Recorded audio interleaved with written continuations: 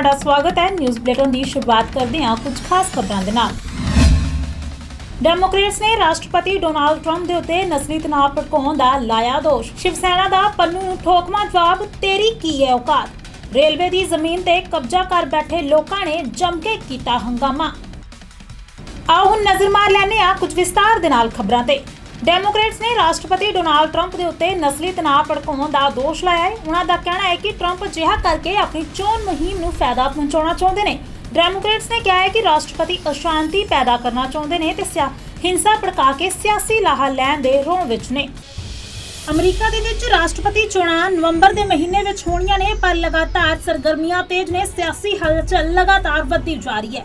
ਜ਼ਿਕਰ ਖਾਸ ਹੈ ਕਿ ਹੁਣ ਡੈਮੋਕ੍ਰੇਟਸ ਨੇ ਰਾਸ਼ਟਰਪਤੀ ਡੋਨਾਲਡ ਟਰੰਪ ਦੇ ਉੱਤੇ ਨਸਲੀ ਤਣਾਅ ਭੜਕਾਉਣ ਦਾ ਦੋਸ਼ ਲਾਇਆ ਹੈ। ਉਹਨਾਂ ਦਾ ਕਹਿਣਾ ਹੈ ਕਿ ਟਰੰਪ ਅਜਿਹਾ ਕਰਕੇ ਲਾਹਾ ਲੈਣਾ ਚਾਹੁੰਦੇ ਨੇ ਤਾਂ ਜੋ ਚੋਣਾਂ ਦੇ ਵਿੱਚ ਉਹਨਾਂ ਨੂੰ ਫਾਇਦਾ ਹੋ ਸਕੇ। ਦੱਸਣਯੋਗ ਹੈ ਕਿ ਟਰੰਪ ਨੇ ਪੋਰਟਲੈਂਡ ਵਿੱਚ ਮੁਜ਼ਾਹਰਾਕਾਰੀਆਂ ਨਾਲ ਉਲਝਣ ਵਾਲੇ ਆਪਣੇ ਸਮਰਥਕਾਂ ਦੀ ਪ੍ਰਸ਼ੰਸਾ ਕੀਤੀ ਹੈ। ਰਾਸ਼ਟਰਪਤੀ ਨੇ ਨਾਲ ਹੀ ਐਲਾਨ ਕੀਤਾ ਹੈ ਕਿ ਉਹ ਕੇਨੋਸ਼ਾ ਜਾਣਗੇ। ਉੱਥੇ ਵੀ ਇੱਕ ਸਿਆਫਾਮ ਵਿਅਕਤੀ ਦੀ ਪੁਲਿਸ ਗੋਲੀਬਾਰੀ ਦੇ ਵਿੱਚ ਮੌਤ ਹੋਣ ਕਾਰਨ ਰੋਸ ਵੱਧ ਰਿਹਾ ਹੈ। ਅਮਰੀਕੀ ਰਾਸ਼ਟਰਪਤੀ ਡੋਨਾਲਡ ਟਰੰਪ ਦੇ ਵੱਲੋਂ ਤਜਵੀਜ਼ਤ national garden of American heroes ਦੇ ਲਈ ਸੁਝਾਅ ਆਉਣੇ ਸ਼ੁਰੂ ਹੋ ਗਏ ਨੇ। ਉੱਥੇ ਬੁੱਤ ਲਾਏ ਜਾਣੇ ਨੇ। ਅਮਰੀਕੀਆਂ ਨੇ ਜਿਹੜੇ ਸੁਝਾਅ ਦਿੱਤੇ ਹਨ ਉਹਨਾਂ ਦੇ ਵਿੱਚ ਗੋਰਿਆਂ ਨਾਲੋਂ ਵੱਧ ਨਾਗਰਿਕਾਂ ਹੱਕ ਲਈ ਡਟਣ ਵਾਲੇ ਕਾਰਕੁਨਾਂ, ਮੂਲ ਨਿਵਾਸੀਆਂ ਤੇ ਹੋਰਾਂ ਨੂੰ ਤਰਜੀਹ ਮਿਲੀ ਹੈ। ਪ੍ਰਸ਼ਾਸਨ ਟਰੰਪ ਦਾ ਬੁੱਤ ਲਾਉਣ ਬਾਰੇ ਵੀ ਸੋਚ ਰਿਹਾ ਹੈ। ਮੀਡੀਆ ਡੈਸਕ ਦਾ ਟੀਵੀ NRI। ਸਿੱਖ ਰੈਫਰੈਂਡਮ 2020 ਕਰਵਾਉਣ ਵਾਲੇ ਗੁਰਪਤਵੰਤ ਸਿੰਘ ਪੰਨੂ ਦੇ ਵੱਲੋਂ ਦਿੱਤੀ ਪੰਜਾਬ ਬੰਦ ਦੀ ਕਾਲ ਦੇ ਵਿਰੋਧ ਦੇ ਵਿੱਚ ਸ਼ਿਵ ਸੈਨਾ ਪੰਜਾਬ ਦੇ ਵੱਲੋਂ ਰੂਪਨਗਰ ਦੇ ਵਿੱਚ ਪੰਨੂ ਦਾ ਪੁਤਲਾ ਫੂਕ ਕੇ ਰੋਸ ਪ੍ਰਦਰਸ਼ਨ ਕੀਤਾ ਗਿਆ। ਇਸ ਰੋਸ ਪ੍ਰਦਰਸ਼ਨ ਦੀ ਅਗਵਾਈ ਕਰ ਰਹੇ ਸ਼ਿਵ ਸੈਨਾ ਪੰਜਾਬ ਦੇ ਪ੍ਰਧਾਨ ਸੰਜੀਵ ਕਨੋਲੀ ਨੇ ਗੁਰਪਤਵੰਤ ਸਿੰਘ ਪੰਨੂ ਨੂੰ ਚੈਲੰਜ ਕਰਦੇ ਹੋਏ ਕਿਹਾ ਕਿ ਜੇਕਰ ਅਸੀਂ ਭਿੰਡਰਾਂਵਾਲੇ ਨੂੰ ਖਾਲਿਸਤਾਨ ਨਹੀਂ ਬਣਾਉਣ ਦਿੱਤਾ ਤਾਂ ਤੇਰੀ ਕੀ ਔਕਾਤ ਹੈ। ਇਸ ਮੌਕੇ ਤੇ ਸ਼ਿਵ ਸੈਨਾ ਪ੍ਰਧਾਨ ਸੰਜੀਵ ਕਨੋਲੀ ਦੇ ਵੱਲੋਂ ਹੋਰ ਕੀ ਕੁਝ ਕਿਹਾ ਗਿਆ ਹੈ, ਆਓ ਤੁਹਾਨੂੰ ਇਸ ਰਿਪੋਰਟ ਦੇ ਵਿੱਚ ਸੁਣਾਉਂਦੇ ਹਾਂ। ਅਸੀਂ ਭਿੰਡਰਾਂਵਾਲੇ ਨੂੰ ਨਹੀਂ ਖਾਲਿਸਤਾਨ ਬਣਨ ਦਿੱਤਾ। ਪੰਨੂ ਤੇਰੀ ਕੀ ਔਕਾਤ ਹੈ ਪੰਜਾਬ ਦੇ ਵਿੱਚ। ਕੀਮਤ ਤੇ ਇੱਥੇ ਨਹੀਂ ਅੱਤਵਾਦ ਨੂੰ ਆਉਣ ਦੇਵਾਂਗੇ। ਇਹ ਕੁੱਤੇ ਲੋਕ, ਇਹ ਅੱਤਵਾਦੀ ਪੰਜਾਬ ਦਾ ਮਾਹੌਲ ਖਰਾਬ ਕਰਨਾ ਚਾਹੁੰਦੇ ਨੇ। ਨਾ ਅਸੀਂ ਭਿੰਡਰਾਂਵਾਲੇ ਨੂੰ ਪੰਜਾਬ ਦੇ ਵਿੱਚ ਅੱਤਵਾਦ ਬਣਨ ਦਿੱਤਾ, ਨਾ ਖਾਲਿਸਤਾਨ ਬਣਨ ਦਿੱਤਾ ਤੇ ਨਾ ਇਹਨਾਂ ਨੂੰ ਬਣਨ ਦੇਵਾਂਗੇ।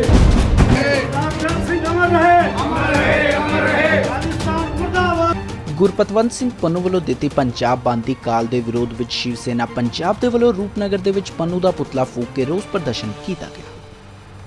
ਇਸ ਰੋਸ ਪ੍ਰਦਰਸ਼ਨ ਦੀ ਅਗਵਾਈ ਕਰ ਰਹੇ ਸ਼ਿਵ ਸੈਨਾ ਪੰਜਾਬ ਦੇ ਪ੍ਰਧਾਨ ਸੰਜੀਵ ਕਨੋਲੀ ਨੇ ਪੰਨੂ ਨੂੰ ਚੈਲੰਜ ਕੀਤਾ।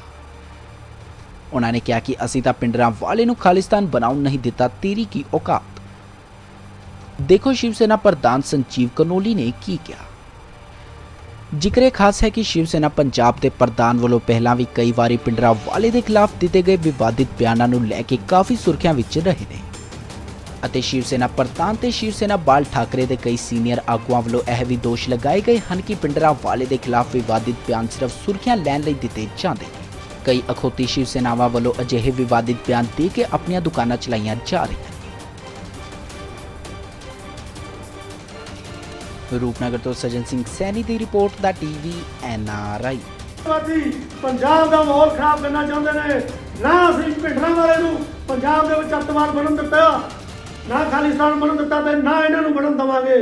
ਸੋ ਦੋਸਤੋ, ਨੌਜਵਾਨ ਪੀੜ੍ਹੀ ਨੂੰ ਜਿਹੜੇ ਗੁੰਮਰਾਹ ਕਰ ਰਹੇ ਨੇ ਉਹਨਾਂ ਨੂੰ ਅਪੀਲ ਹੈ ਵੀ ਅਸੀਂ ਦੇਸ਼ ਵਾਸਤੇ, ਅਸੀਂ ਆਪਣੇ ਸੂਬੇ ਵਾਸਤੇ ਉਹਨਾਂ ਦੇ ਭੜਕਾਵੇ ਵਿੱਚ ਨਹੀਂ ਆਣਾ ਤੇ ਐਸਾ ਕੋਈ ਕਦਮ ਨਹੀਂ ਚੱਕਣਾ ਜਿਹਦੇ ਨਾਲ ਪੰਜਾਬ ਦਾ ਮਾਹੌਲ ਖਰਾਬ ਹੋਵੇ। ਸੋ ਦੋਸਤੋ, ਮੈਂ ਤੁਹਾਡਾ ਸਾਰਿਆਂ ਦਾ ਧੰਨਵਾਦ ਕਰਦਾ ਹਾਂ ਕਿ ਤੁਸੀਂ ਸਾਡੀ ਗੱਲ ਨੂੰ ਪੂਰੀ ਅੱਜ ਮੋਢੇ ਨਾਲ ਮੋਢਾ ਜੋੜ ਕੇ ਸਾਡੇ ਨਾਲ ਖੜੇ ਨੇ।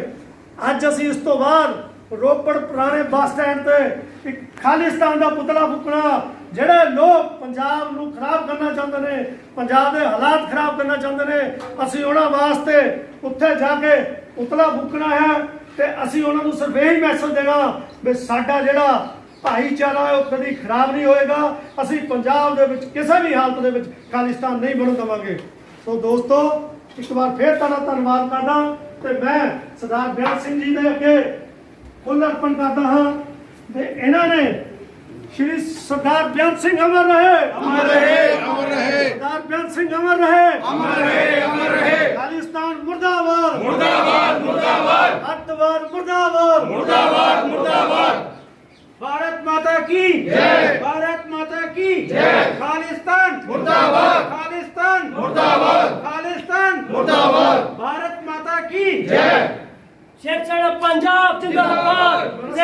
पंजाब जिंदाबाद, जय चढ़ा पंजाब जिंदाबाद, जय चढ़ा पंजाब खालिस्तान जिंदाबाद, खालिस्तान जय चढ़ा पंजाब खालिस्तान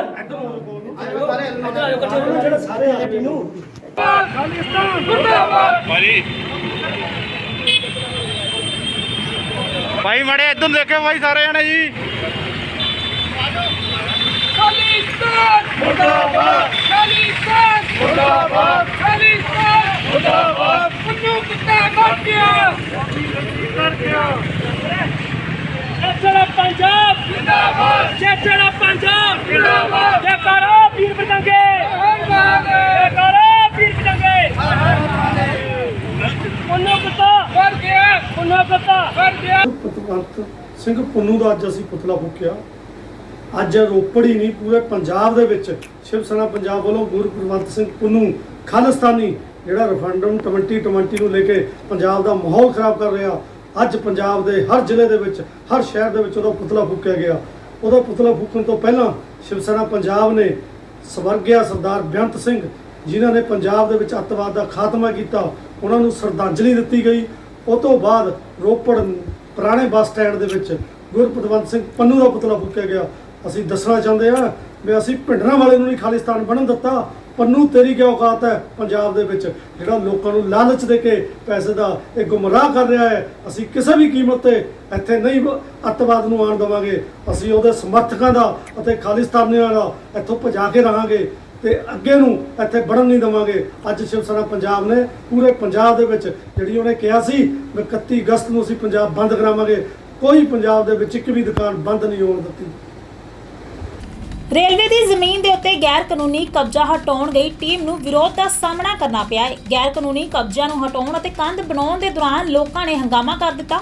ਲੋਕਾਂ ਨੇ ਰੇਲਵੇ ਦੇ ਵੱਲੋਂ ਕੰਧ ਬਣਾਉਣ ਲਈ ਜਿਹੜੇ ਸਰੀਏ ਖੜੇ ਕੀਤੇ ਗਏ ਸਨ ਉਹ ਉਖਾੜ ਲਏ।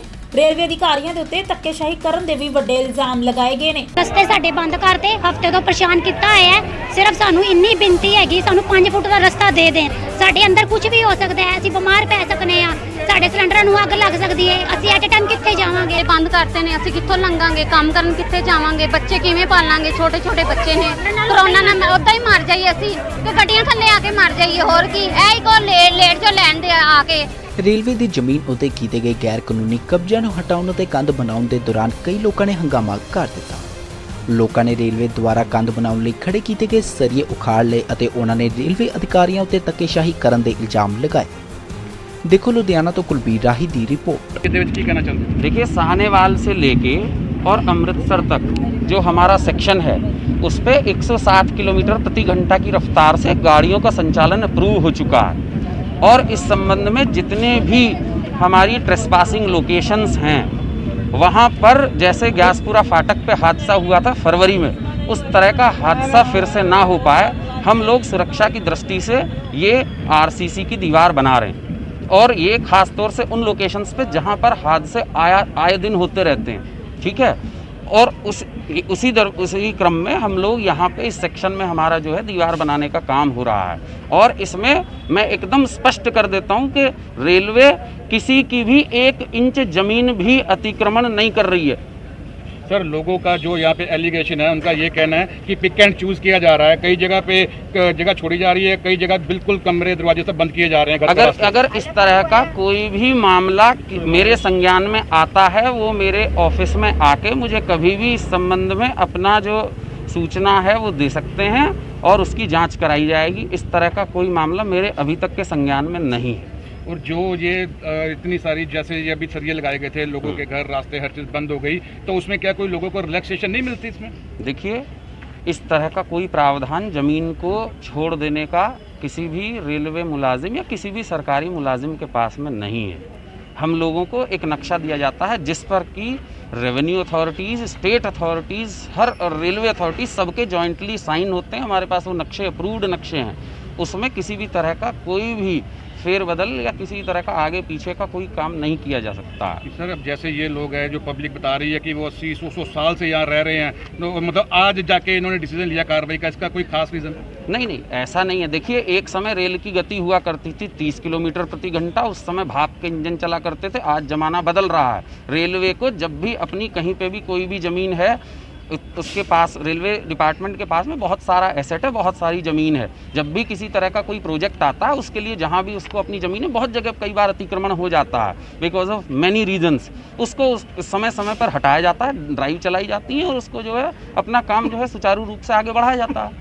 तो ये दुकान जो भी कुछ बनाता है वो ये देख के बनाना, उसको सुनिश्चित करना है कि मैं कहाँ पे बना रहा हूँ, भविष्य में मेरे सामने जो है कुछ जगह है कि नहीं है।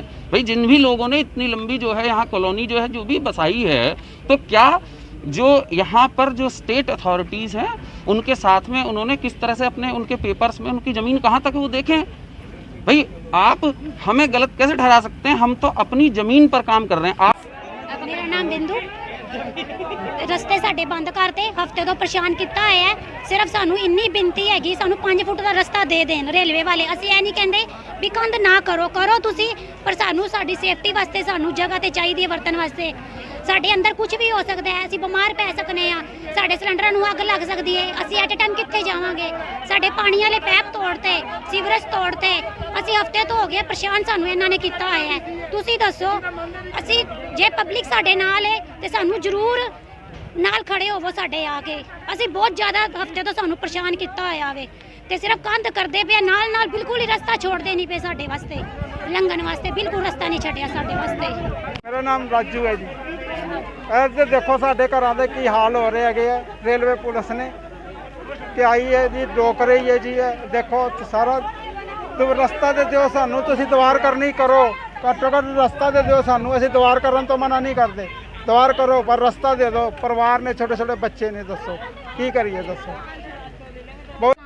ਸਾਡੇ ਰਸਤੇ ਬੰਦ ਕਰਤੇ ਨੇ, ਅਸੀਂ ਕਿੱਥੋਂ ਲੰਘਾਂਗੇ, ਕੰਮ ਕਰਨ ਕਿੱਥੇ ਜਾਵਾਂਗੇ, ਬੱਚੇ ਕਿਵੇਂ ਪਾਲਾਂਗੇ, ਛੋਟੇ ਛੋਟੇ ਬੱਚੇ ਨੇ, ਸਕੂਲ ਜਾਂਦੇ ਨੇ ਹਲੇ, ਤੇ ਕੀ ਕਰਾਂਗੇ? ਅੰਦਰ ਹੀ ਬੈਠੇ ਰਵਾਂਗੇ? ਪਹਿਲੇ ਮੈਨੂੰ ਇਹ ਦੱਸੋ ਗੱਲ, ਕਰੋਨਾ ਨਾਲ ਉੱਦਾਂ ਹੀ ਮਰ ਜਾਈਏ ਅਸੀਂ ਕਿ ਗੱਡੀਆਂ ਥੱਲੇ ਆ ਕੇ ਮਰ ਜਾਈਏ? ਹੋਰ ਕੀ, ਇਹ ਹੀ ਕੋ ਲੇਟ ਜੋ ਲੈਣ ਦੇ ਆ ਕੇ ਅਸੀਂ ਰਸਤੇ ਬੰਦ ਕਰਨ ਲੱਗੇ ਆ, ਜਾਂ ਸਾਡੇ ਰਸਤੇ ਖੋਲ ਦਿਓ, ਥੋੜਾ 5 ਫੁੱਟ ਰਸਤਾ ਦੇ ਦਿਓ ਸਾਨੂੰ। ਤੁਹਾਡੀ ਮੰਗ ਕੀ ਹੈ ਜੀ? ਸਾਡੀ ਮੰਗ ਇਹ ਹੀ ਹੈਗੀ ਹੈ ਕਿ ਸਾਨੂੰ 5 ਫੁੱਟ ਦੀਵਾਰ ਕਰੋ, ਤੁਸੀਂ ਸਾਨੂੰ ਰਸਤਾ ਦਿਓ, ਸਾਨੂੰ ਜਾਣ ਨੂੰ ਰਸਤਾ ਦਿਓ। ਪਿਛਲੇ ਦਿਨੀ ਗੁਰਪੰਤਵੰਤ ਸਿੰਘ ਪੰਨੂ ਨੇ ਹੜਤਾਲ ਦਾ ਸੱਦਾ ਦਿੱਤਾ ਸੀ ਕਿ 31 ਅਗਸਤ ਨੂੰ ਖਾਲਿਸਤਾਨ ਹਮਾਇਤੀ ਆਪਣੇ ਕਾਰੋਬਾਰ ਬੰਦ ਰੱਖਣਗੇ। ਇਸ ਨੂੰ ਲੈ ਕੇ ਪੰਜਾਬ ਪੁਲਿਸ ਦੇ ਵੱਲੋਂ ਗੁਰਦੁਆਰਿਆਂ ਦੇ ਵਿੱਚ ਵੀ ਸਿਵਲ ਵਰਦੀ ਦੇ ਵਿੱਚ ਫੋਰਸ ਲਗਾਏਗੀ ਤਾਂ ਜੋ ਕੋਈ ਵੀ ਕਿਸੇ ਵੀ ਘਟਨਾ ਨੂੰ ਅੰਜਾਮ ਨਾ ਦੇ ਸਕੇ। ਤੁਹਾਨੂੰ ਦੱਸ ਦਈਏ ਕਿ ਬਠਿੰਡਾ ਦੇ ਵਿੱਚ ਇਸ ਦਾ ਕੋਈ ਅਸਰ ਨਹੀਂ ਦਿਖਾਈ ਦਿੱਤਾ, ਪਰ ਸ਼ਿਵ ਸੈਨਾ ਦੇ ਵੱਲੋਂ ਪ੍ਰਧਾਨ ਮੰਤਰੀ ਦੇ ਨਾਂ ਤੇ ਇੱਕ ਮੰਗ ਪੱਤਰ ਐਸਐਸਪੀ ਨੂੰ ਦਿੱਤਾ ਗਿਆ ਹੈ ਤੇ ਉਹਨਾਂ ਨੇ ਮੰਗ ਕੀਤੀ ਹੈ ਕਿ ਗੁਰਪੰਤਵੰਤ ਸਿੰਘ ਪੰਨੂ ਪੂਰੇ ਦੇਸ਼ ਦੇ ਵਿੱਚ ਹਾਲਾਤਾਂ ਨੂੰ ਖਰਾਬ ਕਰ ਰਿਹਾ ਹੈ ਤੇ ਇਸ ਦੇ ਵੱਲ ਧਿਆਨ ਦਿੱਤਾ ਜਾਵੇ। ਪੰਨੂ ਵਰਗੇ ਬਾਹਰ ਬੈਠੇ ਜਿਹਦੇ ਕਿ ਆਪਣੇ ਨਵੇਂ ਨੌਜਵਾਨਾਂ ਨੂੰ ਭੜਕਾ ਕੇ ਉਹਨਾਂ ਨੂੰ ਪੈਸਿਆਂ ਦਾ ਲਾਲਚ ਦੇ ਕੇ ਇਸ ਸ਼ਹਿਰ ਆਪਣੇ ਪੰਜਾਬ ਦਾ ਮਾਹੌਲ ਖਰਾਬ ਕਰਨ ਦੇ ਉਸ ਦੇ ਲਈ ਮੈਂ ਉਹ ਤਾਂ ਬਾਹਰ ਬੈਠੇ ਮਾਹੌਲ ਖਰਾਬ ਕਰ ਰਹੇ, ਜਿਹੜੇ ਹਿੰਦੁਸਤਾਨ 'ਚ ਬੈਠੇ ਮਾਹੌਲ ਖਰਾਬ ਕਰ ਰਿਹਾ, ਹਿੰਦੂ ਰਾਸ਼ਟਰ ਦੀ ਮੰਗ ਕਰ ਰਿਹਾ, ਉਹਨਾਂ ਬਾਰੇ ਤੁਹਾਡਾ ਕੀ ਕਹਿਣਾ ਗਾ?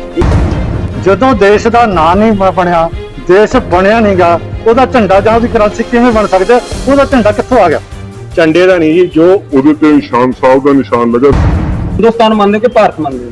ਜੋ ਵੀ ਹਿੰਦੁਸਤਾਨ ਹੈ ਨਾ, ਸਾਰੇ ਦੇਸ਼ਾਂ ਦੇ ਸਾਰੇ ਲੋਕਾਂ ਨੂੰ ਜੋੜ ਕੇ ਉਹ ਹਿੰਦੁਸਤਾਨ ਬਣਾਇਆ ਗਿਆ। ਹਿੰਦੁਸਤਾਨ ਕਿਉਂ ਕਿਹਾ ਜਾਂਦਾ ਹੈਗਾ? ਹਿੰਦੁਸਤਾਨ ਇੱਕ ਆਪਣੇ ਸ਼ਰਤਾਂ ਦੇ ਆਪਦੇ ਕਿਸ ਗੱਲ ਤੇ ਇਕੱਠੇ ਕਰਕੇ ਹਿੰਦੁਸਤਾਨ ਦੀ ਮੈਜੋਰਟੀ ਹਿੰਦੂਆਂ ਦੀ ਪਿਛਲੇ ਦਿਨੀ ਗੁਰਪੰਤ ਸਿੰਘ ਪੰਨੂ ਨੇ ਹੜਤਾਲ ਦਾ ਸੱਦਾ ਦਿੱਤਾ ਸੀ ਕਿ 31 ਅਗਸਤ ਨੂੰ ਖਾਲਿਸਤਾਨ ਹਿਮਾਇਤੀ ਆਪਣੇ ਕਾਰੋਬਾਰ ਬੰਦ ਰੱਖਣਗੇ। ਇਸ ਨੂੰ ਲੈ ਕੇ ਪੰਜਾਬ ਪੁਲਿਸ ਵੱਲੋਂ ਗੁਰਦੁਆਰਿਆਂ ਵਿੱਚ ਵੀ ਸਿਵਲ ਵਰਦੀ ਵਿੱਚ ਫੋਰਸ ਲਗਾਈ ਗਈ ਸੀ ਤਾਂ ਜੋ ਉੱਥੇ ਆ ਕੇ ਕੋਈ ਖਾਲਿਸਤਾਨੀ ਹਿਮਾਇਤੀ ਆਪਣੀ ਕਾਰਵਾਈ ਨਾ ਕਰ ਸਕੇ। ਬਠਿੰਡਾ ਵਿੱਚ ਇਸ ਦਾ ਕੋਈ ਅਸਰ ਨਹੀਂ ਦਿਖਾਈ ਦਿੱਤਾ, ਪਰ ਸ਼ਿਵ ਸੈਨਾ ਵੱਲੋਂ ਪ੍ਰਧਾਨ ਮੰਤਰੀ ਦੇ ਨਾਂ ਤੇ ਇੱਕ ਮੰਗ ਪੱਤਰ ਐਸਐਸਪੀ ਨੂੰ ਦਿੱਤਾ ਗਿਆ ਅਤੇ ਉਹਨਾਂ ਨੇ ਮੰਗ ਕੀਤੀ ਕਿ ਗੁਰਪੰਤ ਸਿੰਘ ਪੰਨੂ ਦੇਸ਼ ਦੇ ਹਾਲਾਤਾਂ ਨੂੰ ਖਰਾਬ ਕਰ ਰਿਹਾ ਹੈ ਅਤੇ ਨੌਜਵਾਨਾਂ ਨੂੰ ਲਾਲਚ ਦੇ ਕੇ ਉਕਸਾ ਰਿਹਾ ਹੈ। ਇਸ ਤੇ ਬੰਦੀ ਕਾਰਵਾਈ ਕੀਤੀ ਜਾਵੇ, ਪਰ ਜਦ ਮੀਡੀਆ ਨੇ ਉਹਨਾਂ ਨੂੰ ਕੁਝ ਸਵਾਲ ਕੀਤੇ ਤਾਂ ਉਹ ਕਿਸੇ ਵੀ ਸਵਾਲ ਦਾ ਤਸੱਲੀ ਬਖਸ਼ ਜਵਾਬ ਨਹੀਂ ਦੇ ਸਕੇ।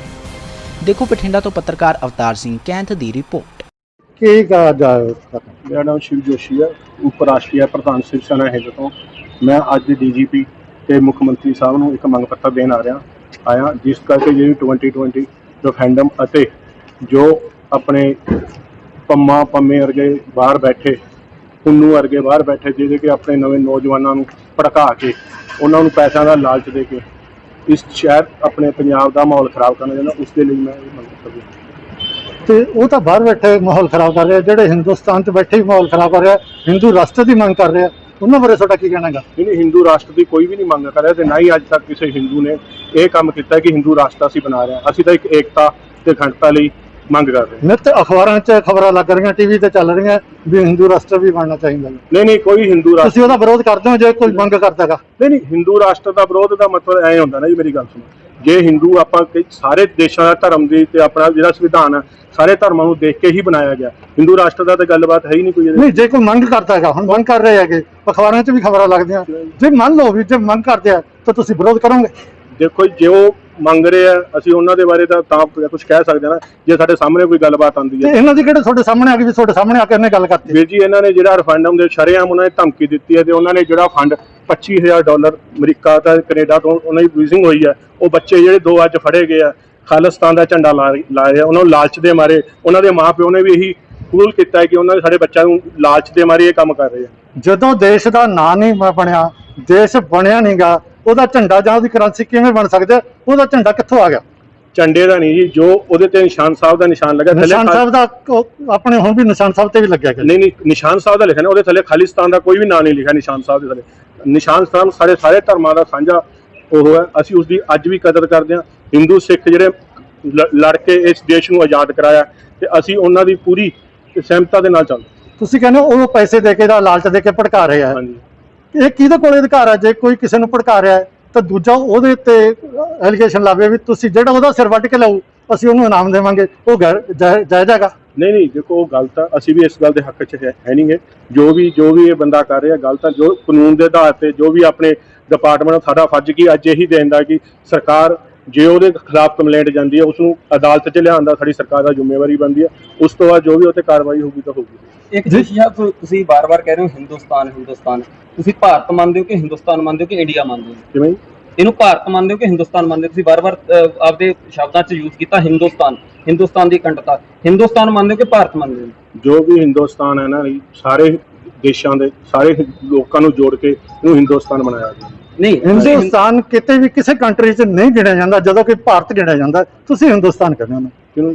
ਅਸੀਂ ਦੇਖੋ ਭਾਰਤ ਦੇ ਸੰਵਿਧਾਨ ਦੇ ਤੌਰ ਤੇ ਭਾਰਤ ਹੀ ਲਿਖਿਆ ਜਾਂਦਾ, ਭਾਰਤ ਸਰਕਾਰ ਪਰ ਹਿੰਦੁਸਤਾਨ ਕਿਉਂ ਕਿਹਾ ਜਾਂਦਾ ਹੈਗਾ? ਹਿੰਦੁਸਤਾਨ ਇੱਕ ਆਪਣੀ ਸ਼ਰਤਾਂ ਦੇ ਆਪਦੇ ਹਿੰਦੂਆਂ ਦੇ ਇਕੱਠੇ ਕਰਕੇ ਹਿੰਦੁਸਤਾਨ ਦੀ ਮੈਜੋਰਿਟੀ ਹਿੰਦੂਆਂ ਦੀ ਕਾਨੂੰਨ ਨੇ ਪਾਸ ਕੀਤਾ ਜੀ ਕਿ ਹਿੰਦੁਸਤਾਨ ਮੁਲਕ ਬਣਿਆ ਜਾਂ ਕੁਝ ਵੀ ਹੈ, ਜੋ ਵੀ ਸੰਵਿਧਾਨ ਨੇ ਲਿਖਿਆ ਹੋਇਆ ਉਸੇ ਨੂੰ ਮੰਨਿਆ ਜਾਂਦਾ। ਮੈਜੋਰਿਟੀ ਹਿੰਦੂਆਂ ਦੀ ਤਾਂ ਕਰਕੇ ਹਿੰਦੁਸਤਾਨ ਨਹੀਂ ਇਹ ਕੋਈ ਜ਼ਰੂਰੀ ਨਹੀਂ ਕਿ ਸਾਰੇ ਦੇਸ਼ਾਂ ਦੀ, ਉਹਦੇ ਬਾਅਦ ਮੁਸਲਮਾਨਾਂ ਦੀ ਮੈਜੋਰਿਟੀ ਹੈ, ਇਹਦੇ ਚ ਸਭ ਹਰ ਪ੍ਰਕਾਰ ਦੀ ਮੈਜੋਰਿਟੀ ਹੈ, ਕੋਈ ਜ਼ਰੂਰੀ ਨਹੀਂ ਕਿ ਹਿੰਦੁਸਤਾਨ ਹਿੰਦੂਆਂ ਕਰਕੇ ਲਿਖਿਆ ਜਾਂਦਾ। ਸੋ ਐਸਨ ਅੱਜ ਦੀਆਂ ਕੁਝ ਖਾਸ ਖਬਰਾਂ, ਹੋਰ ਖਬਰਾਂ ਦੇਖਣ ਦੇ ਲਈ ਜੁੜੇ ਰਹੋ ਕੈਨੇਡੀਅਨ ਮੀਡੀਆ ਦਾ TV NY ਦੇ ਨਾਲ।